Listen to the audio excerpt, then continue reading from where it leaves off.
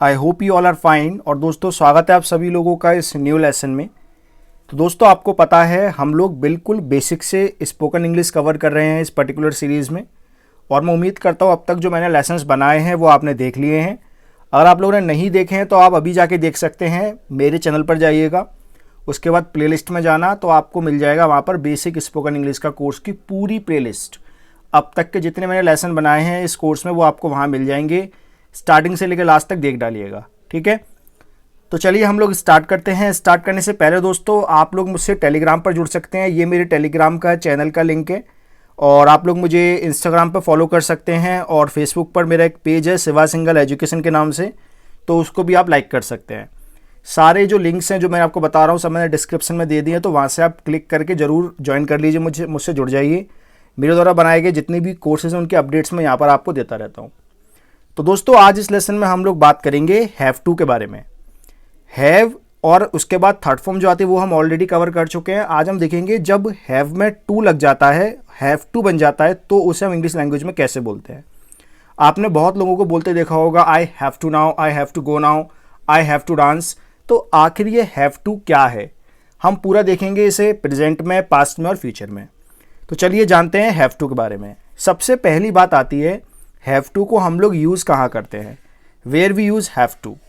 Please confuse मत करिएगा, have plus third form अलग होता है, आई हैव अ पेन वो अलग होता है, और आज जो पढ़ा रहा हूँ हैव टू वो एक अलग चीज़ है।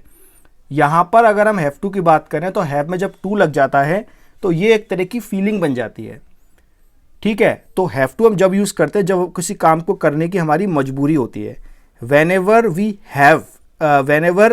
हैव टू डू समथिंग, यानी कि कोई काम करना हमारी मजबूरी यानी कि कंपल्सन होता है। कंपल्सन मतलब होता है मजबूरी। तो अगर मान लीजिए मेरी मजबूरी है सुबह उठने की तो मैं बोलूँगा I have to get up early in the morning. ये हुआ प्रेजेंट में।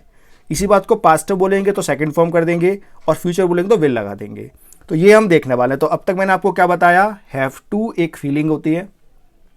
दूसरी बात, हैव टू का हम यूज़ जब करते हैं जब अपनी लैंग्वेज में हम बोलना चाहते हैं अपनी मजबूरी।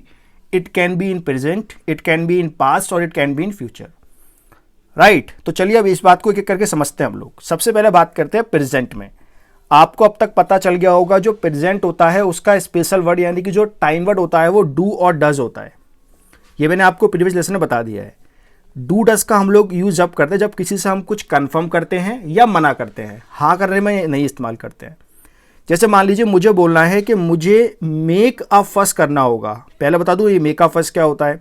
मेक अ फस होता है नखरे करना। जैसे कि मुझे मेक अ फस करना पड़ता है, नखरे करने पड़ते हैं, तो मैं बोलूँगा आई हैव टू, टू के बाद फर्स्ट फॉर्म आएगी I have to make a fuss. मना करेंगे तो बोल देंगे I do not have to make a fuss. यहाँ पर वर्क की फर्स्ट फॉर्म आएगी। जैसे मुझे बोलना है मुझे उठना पड़ता है जल्दी, I have to get up early in the morning.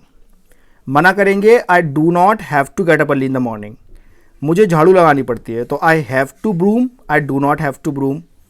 मुझे वाटर पीना पड़ता है, कंटेमिनेटेड वर्ड यहाँ नोट करिए। कंटेमिनेट होता है दूषित, जो पीने लायक पानी ना हो, लेकिन नहीं है तो पीना पड़ता है। तो I have to take contaminated water. Take यहाँ पर पीने के लिए यूज हुआ है। मना करेंगे I do not have to take contaminated water. मुझे ओवर स्मार्ट बनना पड़ता है, I have to act over smart, I do not have to act over smart. तो आपने यहाँ पर क्या देखा कि जो मजबूरी है तो आई हैव टू, मजबूरी नहीं है तो I do not have to. अगर आपको किसी से किसी की मजबूरी पूछनी है तो आप कैसे पूछेंगे, डू यू हैव टू। जैसे मुझे आपसे पूछना है क्या तुम्हें सुबह जल्दी उठना पड़ता है, तो मैं पूछूंगा do you have to get up early in the morning. Yes I have to get up early in the morning, I do not have to. तो ये पूरा पैटर्न है। ये पूछने का तरीका ये रहा, डू यू हैव टू, उसके बाद जो काम आप पूछना चाहते हैं प्रेजेंट में, और हाँ करने का तरीका ये रहा, मना करने का तरीका ये रहा। अगर यही बातें आपको किसी थर्ड पर्सन के लिए पूछनी है तो याद रखिएगा थर्ड पर्सन के लिए डू की जगह डज हो जाता है। Do you have to, does he have to. Please note करिएगा डज के साथ हैव आएगा।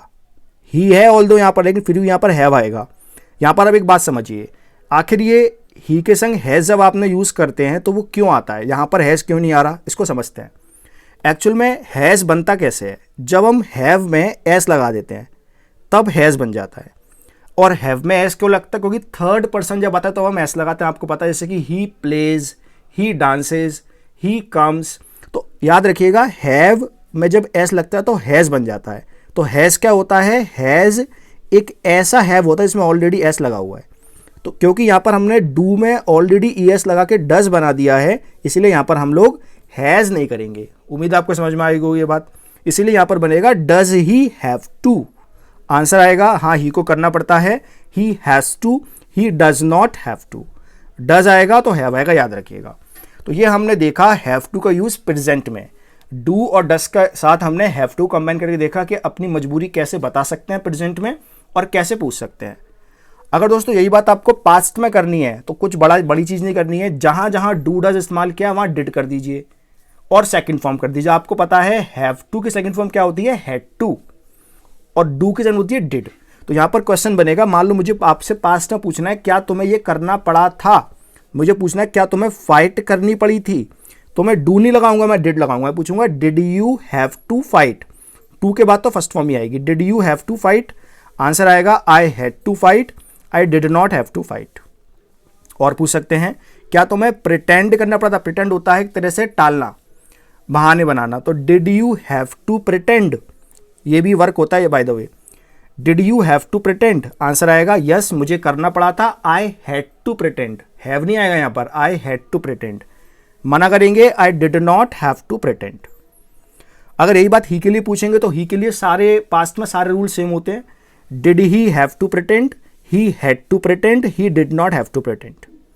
अगला है take lady finger. Lady finger होती है भिंडी, तो आप बना सकते हैं क्वेश्चन पास्ट में did you have to take lady finger, I did he have to take lady finger. तो इससे आप सेंटेंस बना सकते हैं। तो प्रेजेंट में हमने देखा डू डज के साथ हैव टू का यूज, पास्ट में हमने देखा डिड के साथ। बहुत सिंपल है, कंफ्यूज नहीं होना है। पास्ट में डिड आएगा और सेकंड फॉर्म आएगी। अगर डिड आएगा तो हैव टू आएगा, अगर डिड नहीं आएगा तो हैड टू आएगा। क्लियर है, पैटर्न समझने का ट्राई करिएगा। अगर यही बात है हमें फ्यूचर में पूछनी है तो फ्यूचर में आपको पता है हम लोग विल का यूज करते हैं। क्या तुम्हें ये करना पड़ेगा, तो मुझे करना पड़ेगा आई विल हैव टू। जैसे मुझे उठना पड़ेगा मॉर्निंग में, I will have to get up early in the morning. मुझे स्टडी करनी पड़ेगी, I will have to study. Will you have to study, I will not have to study. He के लिए पूछेंगे तो will he have to study, he will have to study. Please note करिएगा, don't confuse with has. यहाँ पर have to ही आएगा क्योंकि will के बाद हैज नहीं आता कभी। तो will he have to study, he will have to study. तो आपने क्या देखा कि किस तरह से हम अपनी कंपल्सन, अपनी मजबूरी प्रेजेंट में डू डज के साथ, पास्ट में डिड के साथ और फ्यूचर में विल के साथ बता सकते हैं। ठीक है, तो उम्मीद है आपको समझ में आ गया होगा कि हैव टू का यूज़ हम लोग कैसे करते हैं प्रेजेंट में, पास्ट में और फ्यूचर में।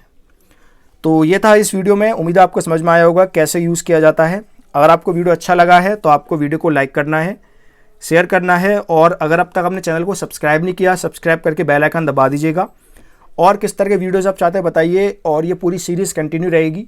अगर आपको इस सीरीज़ से फ़ायदा हो रहा है ज़रूर मुझे कमेंट करके बताइएगा, और अगर लेसन अच्छा लगा तो शेयर जरूर करिएगा। That's all, thank you.